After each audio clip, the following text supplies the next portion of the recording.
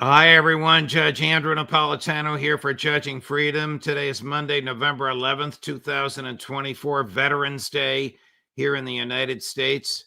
Professor Sachs joins us in just a moment about the United States and Israel still standing alone.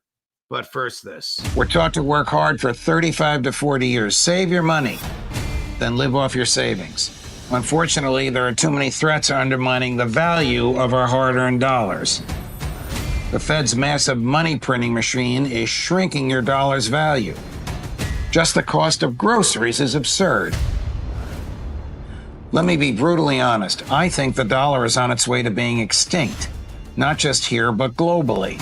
The BRICS nations, led by Russia and China, threaten to remove the dollar as the world's reserve currency. Central banks have been shifting away from the dollar and into gold. And if we go to central bank digital currency, that will not only destroy the dollar, but we will lose our freedom. We will lose our privacy. They can track anything we do. You need to take care of yourself and your family. So here's what you need to do. Immerse yourself in knowledge and information. The writing is on the wall. Now is the time to consider shifting some of your dollars into gold and silver as your bedrock financial asset. Call my friends at Lear Capital, the leader in precious metals, investing for over 27 years. They help me diversify into gold and silver. They can help you too. Call Lear today at 800-511-4620. 800-511-4620, or go to LearJudgeNap.com. Professor Sachs, welcome here, my friend. Before we get into Israel, I want to ask you a couple of pointed questions, one of which is your view about the United Nations. I know the regard with which you hold the United Nations, and I know of your professional involvement with it for many, many years. Over the weekend, President-elect Trump announced that his former ambassador to the United Nations, Nikki Haley, and his former director of CIA and Secretary of State, Mike Pompeo, would not play roles in his coming administration. And then almost in the same breath announced that the committed neocon Zionist Congresswoman Elise Stefanik would be his ambassador to the UN. How do you read this? Well, she's been a staunch supporter of Trump and also a staunch supporter of Israel in Congress. So it's a pretty natural appointment for him to make. Nothing really surprising here. I guess it's not a policy-making job. She basically will vote the way whoever her boss is, the Secretary of State or the president, tells her how to vote on these issues that come before the Security Council. And she's not stupid. She's going to know in advance how they want her to vote. Well, of course, in some cases, the U.S. ambassador to the UN does play a policymaking role inside the deliberations in the executive branch. So she might. But in general, it's true. The decisions are made in Washington and the votes are taken in New York. What do you think is the Kremlin's view of the election of Donald Trump? Well, they probably sense that there's some scope for ending the war in Ukraine, and that's good. More generally, I don't think they expect too much from the United States on many issues. So I don't think that there is exuberance, but it seems that Trump and Vance and a number of people around Trump really do believe that the Ukraine war should end. They're not committed to this NATO enlargement, which has been the underlying cause of this conflict, really an underlying cause of the U.S.-Russia tensions and then war over a 30-year period. Trump is not a pro-NATO expansionist, so I don't think they mind this. I think that they find this more likely to lead to resolution of at least one issue, but I don't think that they're exuberant. The relations with Trump were mixed, to say the least, in the first term, and they're going to be mixed again this term. Trump is, do you have a finger on the pulse, Professor Sachs, of the elites in the EU and NATO and how they have reacted to the election of Donald Trump? well, there's a little bit of panic in Europe because Europe it didn't quite sell its soul to the United States, but it sold its foreign policy or gave away its foreign policy to the United States over the last 4 years.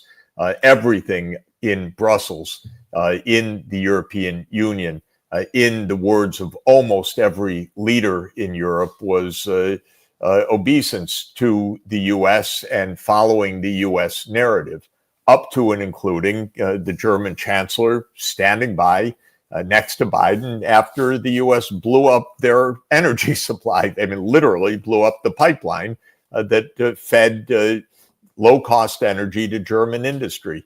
In other words, Europe abandoned an independent foreign policy for the sake of the U.S.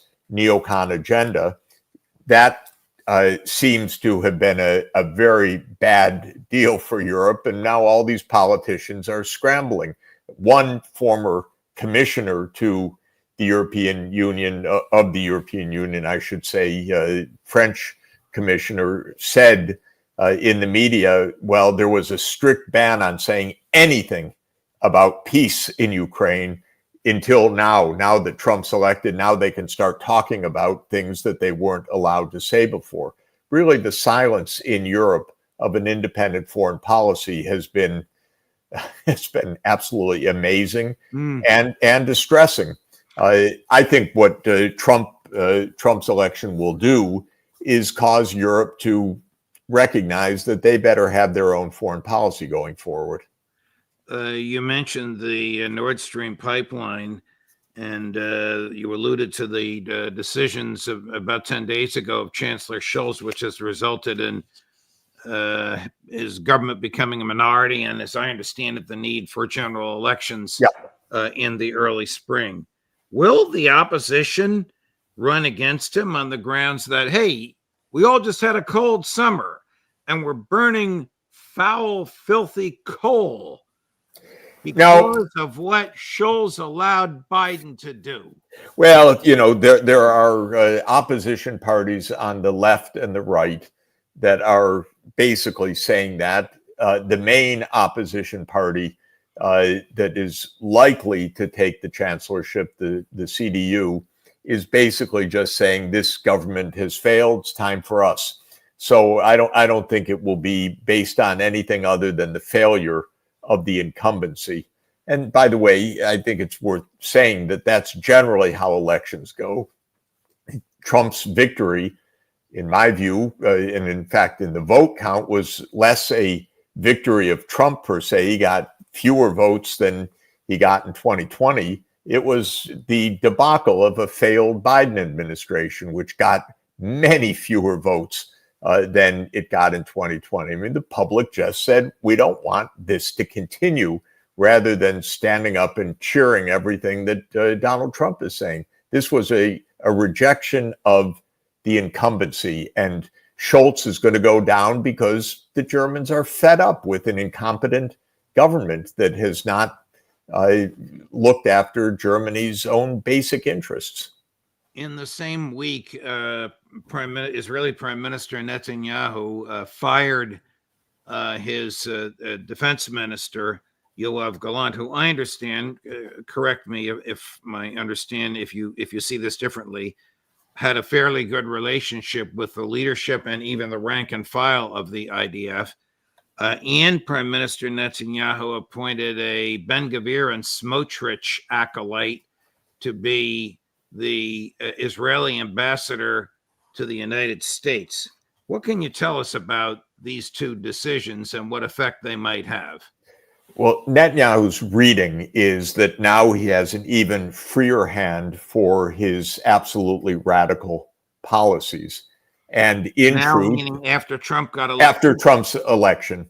Right. I think, and the fact is, and it's a very basic and grim fact, basically, the United States government has been doing Israel's bidding for 20 years without as much as a boo. As you know, basically everything Netanyahu has said, Biden would mumble along and do it. And Netanyahu thinks Trump is going to be even more that way, that he will have a green light to pursue any war, any policy that he chooses. In fact, Smotrich, one of those absolute extremists that you just mentioned, said today that now's the time just to annex the West Bank, which is his dream. I don't think it's so clear, by the way. The world is changing fast. As Smotrich was saying that, all of the Arab leaders were meeting in Riyadh in Saudi Arabia, saying there is no way to have any normal relationship whatsoever with Israel, no peace, until there is a state of Palestine. This is very clearly put. This was put by the Crown Prince, Mohammed bin Salman. This is a very clear statement across the region. And Trump can't ignore it. The game was, we're going to get the Saudis to do it our way. We can push the region around. You know, the United States doesn't have the clout. Trump doesn't have the clout that he might think. It's much less even than it was a few years ago. The United States doesn't have this ability to sway politics. Israel has miscalculated. Look at how Ukraine has miscalculated. The government in Ukraine, the calculation was, the U.S. has our back, everything will work out fine. Okay, this is 600,000 deaths. Later, they're finding out they faced a disaster, and Trump is going to end the disaster by basically, rightly, cutting a deal with Russia to stop this bloody mess, which never should have taken place at all. I mean, this is Biden's reckless folly that we actually got to this war, rather than simply understanding and agreeing not to push NATO enlargement. But my point is, Ukraine bet on the United States. Netanyahu and Smotrich are betting on the United States. It's not a good bet. I'm sorry to say, for Israel, it's a terrible bet. And the new Israeli ambassador to the United States, another bull in the China shop, like that fellow at the UN. Well, one extremist after another. This is a Kahane disciple, one of the most extremist figures and divisive and deadly figures in Israeli politics for generations. Basically, Israel is unhinged, as cruel as could be, killing people left and right, trying to expand war, and thinking that Trump is going to back all of this.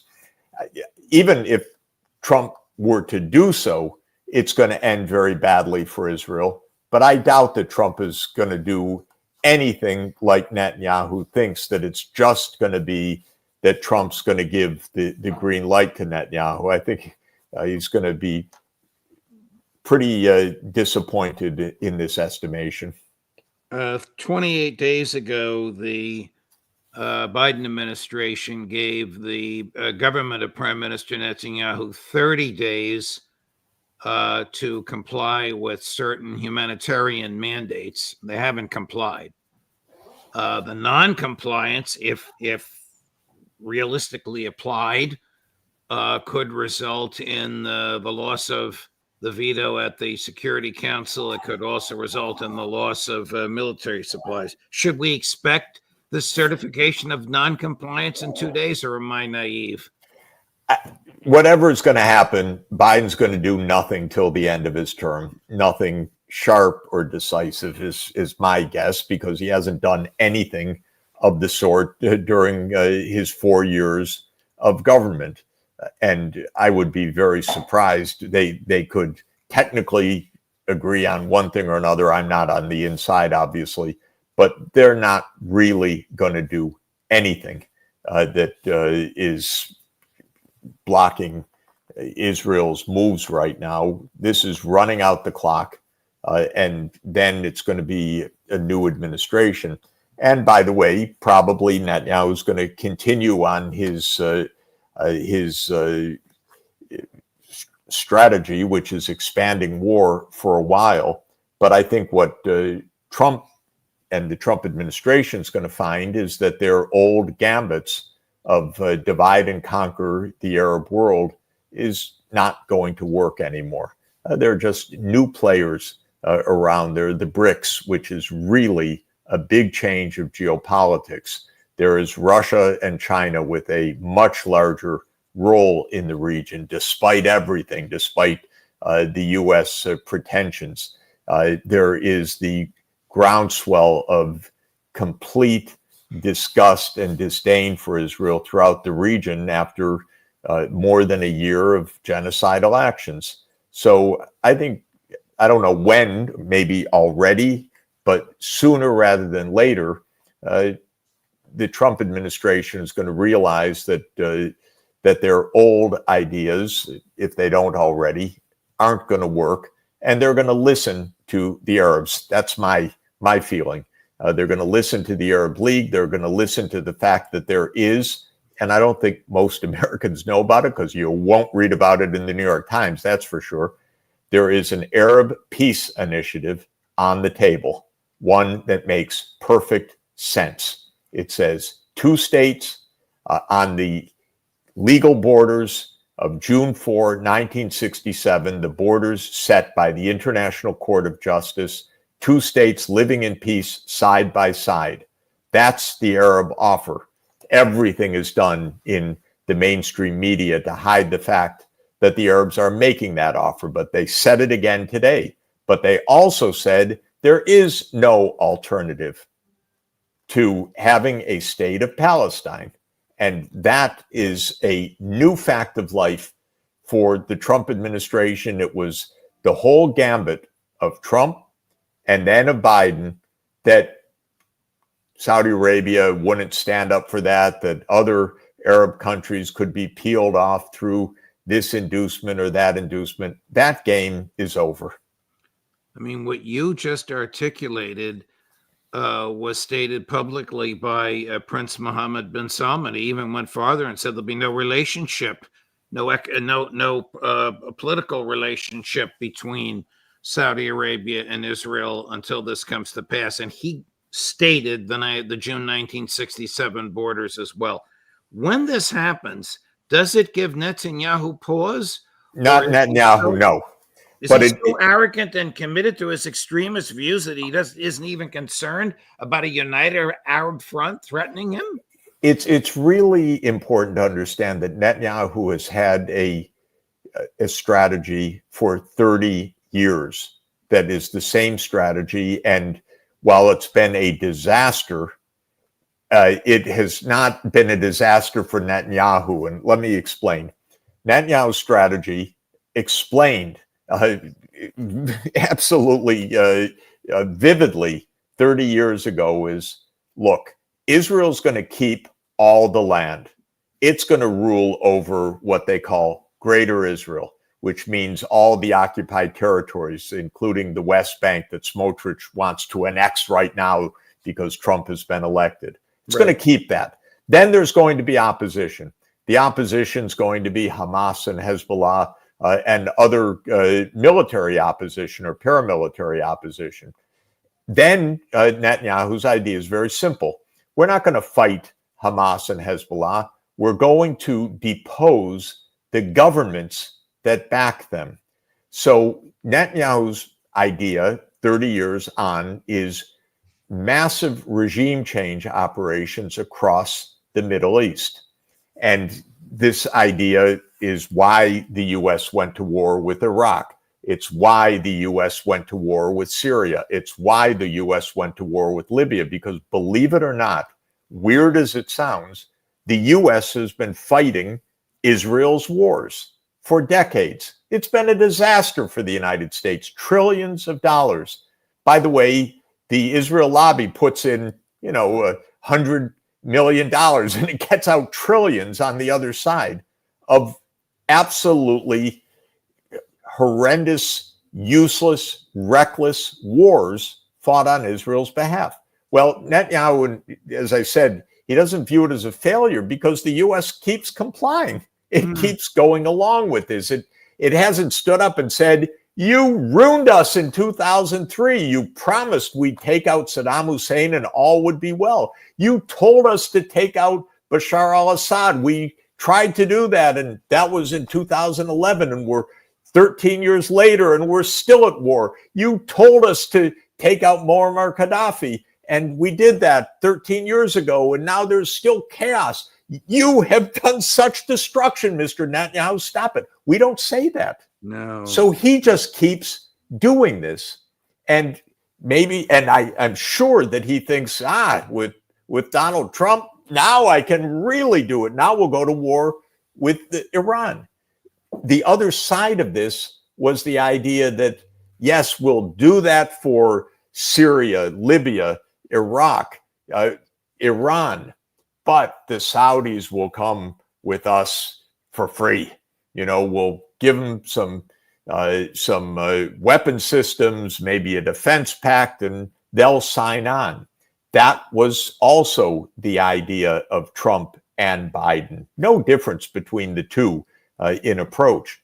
But that's over if it was ever realistic. It's completely over. That's what the Crown Prince's statement today, but he's been making it repeatedly in recent months. It's over. Now, I don't know whether the Trump people understand this or not. Who knows? But they're going to find out. And Netanyahu's going to find out. And all of this is an extraordinarily reckless behavior. And Netanyahu's been one of the most destructive forces in world politics for a long time now. And he's done a lot of damage to the United States, thank you. And it's time for him to shut up, basically, to stop trying to bring the United States into war. And his latest is to bring it into war with Iran. But what the Trump administration is going to find is the world has kind of wised up to all of this. There's a worldwide consensus other than the U.S. and Israel. We need a state of Palestine. We need to have peace. We need to stop the spread of war. There's not going to be divide and conquer the Arab world, as so often has been the case in the past. Today, that very meeting and message was sent to Washington once again. So I hope someone's listening, because we do a lot of dumb things for a long time, like the Ukraine war. Completely dumb, completely predictable to be a disaster. It is a disaster. It's going to end because it was a disastrously wrong thing to do. And we could end the disaster in the Middle East as well now by doing the right thing as well. Two states living side by side according to international law, as has been part of so many resolutions in the United Nations and has worldwide support. It's pretty straightforward. That's how we have to move. What a if you don't mind me saying so, brilliant and gifted dissertation you just gave us. I have another subject matter that I want to ask you about. Ron Dermer, who's the closest advisor to the prime minister, who was born in Florida but renounced his, as an adult, renounced his American citizenship in order to enter the hierarchy of Israeli government, secretly visited Moscow last week. Scott Ritter and others have opined that Israel is in very, very bad shape economically, and they might be looking for some sort of a lifeline from the Russians. Do you have a read on this, Professor Sachs? No, I'm hearing it for the first time right now, but it sounds pretty wild to me. Israel's not going to get a lifeline from the Russians, and not in this context, not with the United States still waging war on Russia, not with the Russian assets, $300 billion of Russian assets frozen by the United States. It's just not going to happen. I haven't heard the story, but there is, in my view, no Russian lifeline. Russia in hosting the BRICS meeting in Kazan a couple of weeks ago, which had 36 countries around the table, representing 57% of the world's population. That group issued a very strong statement calling for the end of the wars in the Middle East and a two-state solution.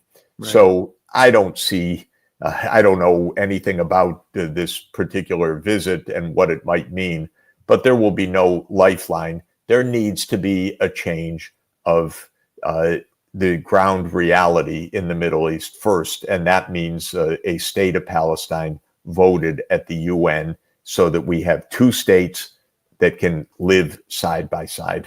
Let me go to your other field of expertise, your principal field of expertise, which is economics. How unstable economically has Israel become under the leadership of Benjamin Netanyahu? Well, of course, the Israeli economy is bleeding. Its creditworthiness is collapsing. It will fall definitely into junk bond status at some point. This is a very bloody and costly enterprise, and it has closed down lots of businesses. Lots of investors have fled. Lots of people have left Israel. Workers are not at work. They're in the IDF. So yes, this is very costly. I have to say, by the way, the instability is pretty wide. Europe is in a very poor economic shape. And the United States, which is praised as, our economy is doing great. Our economy has a 7% of GDP budget deficit, despite all of this spending. In other words, supposedly a cyclically strong economy. Wait till the economy weakens a little bit, tax revenues go down a bit. We've got a complete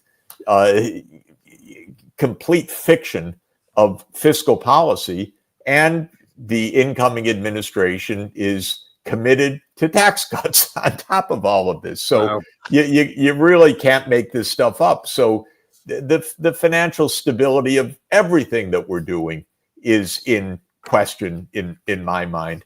And this is we're going to see some realities starting to dawn soon, because right now the Trump people are, of course, understandably in a euphoric mood, but the world and the domestic situation in the U.S., the geopolitical strength of the United States, the ability to dictate terms anywhere doesn't exist. And the financial base is pretty shaky. And so it's a different world right now. Professor Sachs, thank you very much, my dear friend. Great to be with you. In the middle of the night where you are, as it almost always is when you're on with us, but deeply appreciate it. Already looking forward to seeing you next week. Thank you. Wonderful. Good. Take care. All the best. Bye-bye. Bye-bye. A great conversation. What a brilliant dissertation he gave us on the intractable problems that Israel has created for itself. Coming up tomorrow, Tuesday at noon, Colonel Douglas McGregor. At 2, Matt Ho. At 3, Colonel Karen Kwiatkowski. Judge Napolitano for Judging Freedom.